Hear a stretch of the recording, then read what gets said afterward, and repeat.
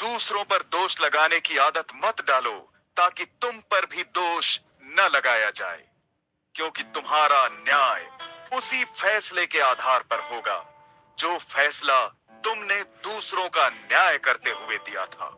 और परमेश्वर तुम्हें उसी नाप से नापेगा जिससे तुमने दूसरों को नापा है। तू अपने भाई बंदों की आंख का तिनका तक क्यों देखता है, जबकि तुझे अपनी आंख का लट्ठा भी दिखाई नहीं देता। जब तेरी अपनी आंख में लट्ठा समाया है, तो तू अपने भाई से कैसे कह सकता है कि तू मुझे तेरी आंख का तिनका निकालने दे। ओ कपटी, पहले तू अपनी आंख से लट्ठा निकाल, फिर तू ठीक तरह से देख पाएगा और अपने भाई की आंख का तिनका निकाल पाएगा। कुत्तों को पवित्र वस्तु मत दो और सुअरों के आगे अपने मोती मत बिखेरो, नहीं तो वे सुअर उन्हें पैरों तले रौंद डालेंगे और कुत्ते पलटकर तुम्हारी भी धज्जियां उड़ा देंगे। परमेश्वर से मांगते रहो, तुम्हें दिया जाएगा। खोजते रहो, तुम्हें प्राप्त होगा। खटखटाते रहो, तुम्हारे लिए द्वार खोल दिया जाएगा।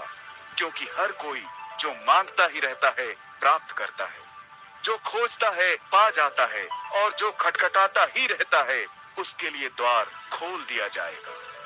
तुम में से ऐसा पिता कौन सा है जिसका पुत्र उससे रोटी मांगे और वह उसे पत्थर दे? या जब वह उससे मछली मांगे तो वह उसे सांप दे दे? बताओ, क्या कोई देगा? ऐसा कोई नहीं करेगा। इसलिए यदि चाहे तुम बुरे ही क्यों न हो, जानते हो कि अपने बच्चों को अच्छे उपहार कैसे दिए जाते हैं, सो निश्चय ही स्वर्ग में स्थित तुम्हारा परम पिता मांगने वालों को अच्छी वस्तुएं देगा। इसलिए जैसा व्यवहार अपने लिए तुम दूसरे लोगों से चाहते हो, वैसा ही व्यवहार तुम भी उनके साथ करो। व्यवस्था के विधि और भविष्यवक्ताओं के लिखे का यही सार है। सूक्ष्म मार्ग से प्रवेश करो। यह मैं तुम्हें इसलिए बता रहा हूं क्योंकि चौड़ा द्वार और बड़ा मार्ग तो विनाश की ओर ले जाता है।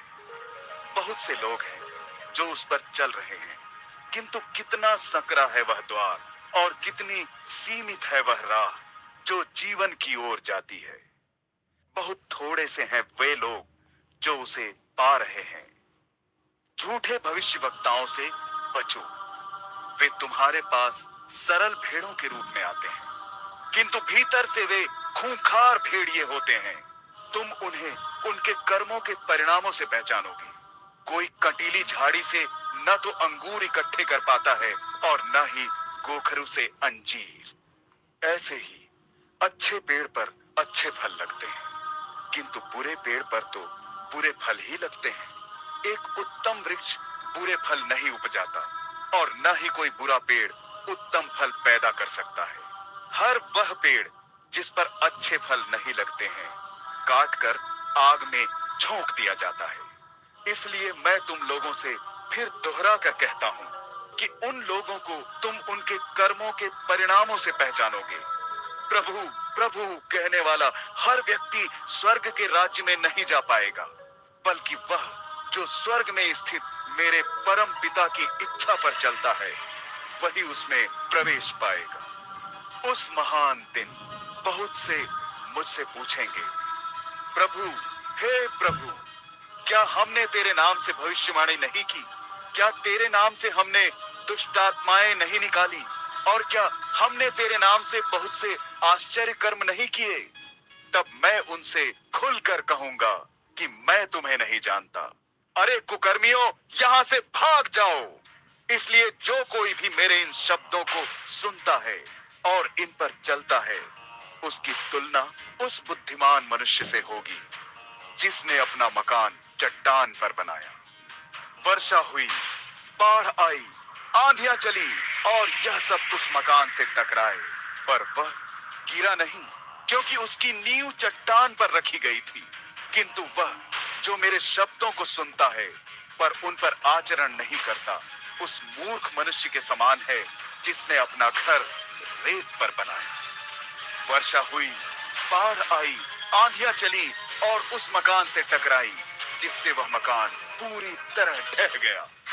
परिणाम यह हुआ कि जब यीशु ने ये बातें कहकर पूरी की, तो उसके उपदेशों पर लोगों की भीड़ को बड़ा अचरज हुआ, क्योंकि वह उन्हें यहूदी धर्म नेताओं के समान नहीं, बल्कि एक अधिकारी के समान शिक्षा दे रहा था।